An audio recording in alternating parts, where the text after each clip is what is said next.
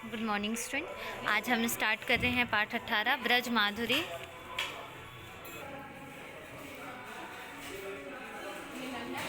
इस पाठ में ब्रज भाषा के 3 पद संकलित हैं। इनके रचयिता कवि क्रमशः पद्माकर एवं भारतेंदु हरिश्चंद्र तथा बेनी जी हैं। प्रथम पद में बालक कृष्ण के अपने बाल मित्रों के साथ दही चुराने की घटना का सुंदर चित्रण है। दूसरे पद में कमल कोश में बंद भौरे के माध्यम से जीवन की नश्वरता को बताया गया है। तीसरे पद में विहरणी गोपी अपने प्रियतम श्री कृष्ण से उसे कंठ से लगा लेने का अनुनय कर रही है। तो चलिए हम लोग स्टार्ट करते हैं, रीडिंग करते हैं। पहले घनाक्षरी पहला है हमारा।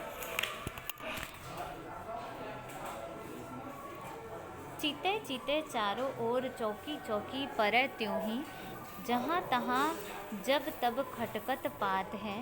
भाजन सो चाहत ग्वार ग्वालिनी के कछु, डरनी डराने से उठाने रोमगात है। कहे कदमाकर सुदेखी सदा मोहन की, शेषु महेशु सुरेशु सिहात है। एक पाए भीत एक पाए मीत, कांधे धरे एक हाथ छींको एक हाथ दधि खात है। तो सबसे पहले हम क्या करते हैं, संदर्भ करते हैं ना। तो चलते हैं, संदर्भ पहले करेंगे।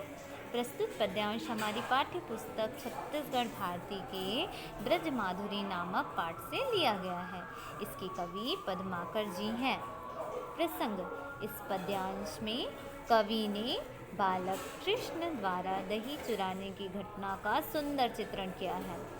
व्याख्या या अर्थ: श्री कृष्ण अपने बाल सखाओं के साथ किसी ग्वालिन के घर दही चुराने जाते हैं। वे बड़ी सतर्कता के साथ आगे बढ़ते हैं, किंतु जब भी कहीं कोई पत्ता भी खड़कता है, वे चौंक कर इधर उधर देखने लग जाते हैं। इसी बीच गांव के ग्वालिन उन्हें किसी चीज़ का भय बताकर डरा देती है।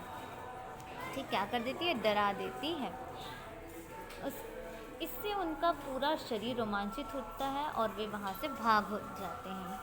कवि पद्माकर कहते हैं, कृष्ण की यह दशा देखकर शेषनाग, शंकर, शेषु मतलब शेषनाग, महेश मतलब शंकर, सुरेशु मतलब यहाँ पर इंद्र को उनसे ईर्ष्या होने लगती है।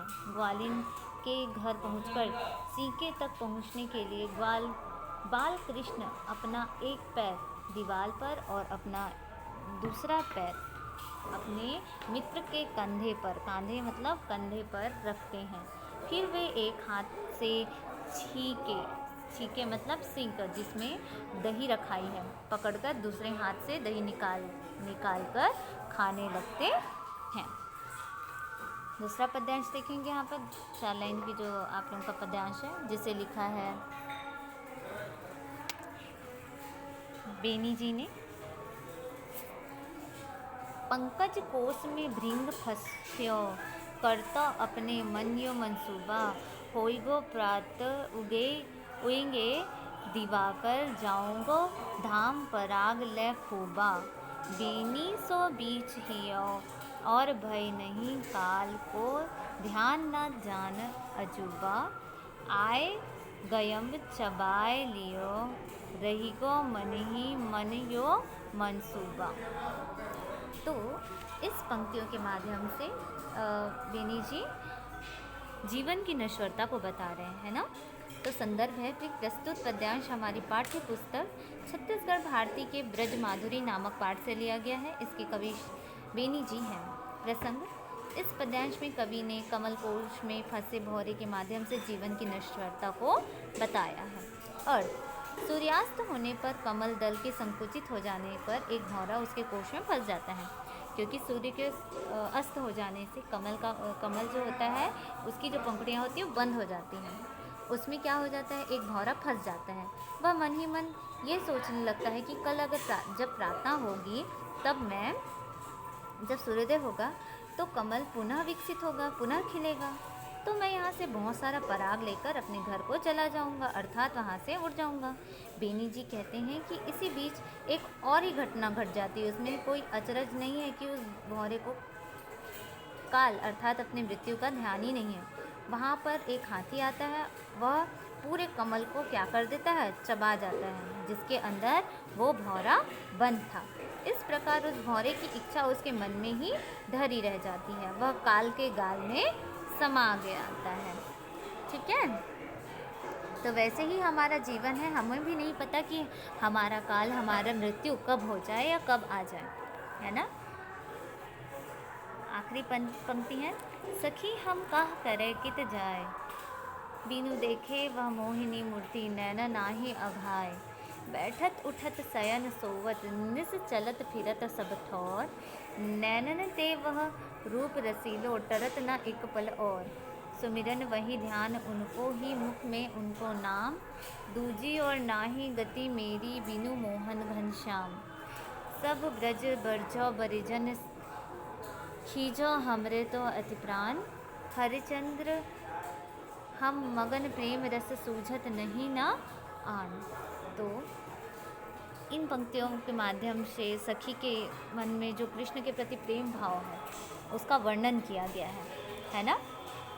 संदर्भ है कि प्रस्तुत पद्यांश हमारी पाठ्य पुस्तक छत्तीसगढ़ भारती के ब्रजमाधुरी नामक पाठ से लिया गया है। इसके कवि भारतेंदु हरिश्चंद्र जी हैं। प्रसंग, इस पद्यांश में कवि ने सखी के मन में दुविधा तथा कृष्ण के प्रति प्रेम भाव का वर्णन किया गया है।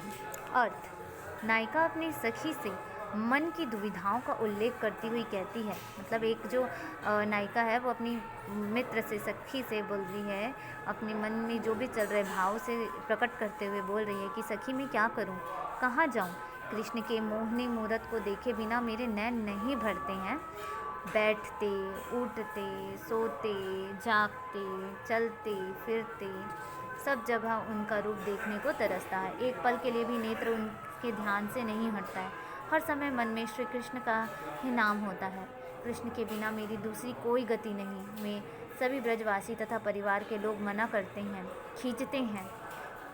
कवि कहते हैं कि कृष्ण के प्रेम के अलावा उन्हें और कुछ नहीं सूझता।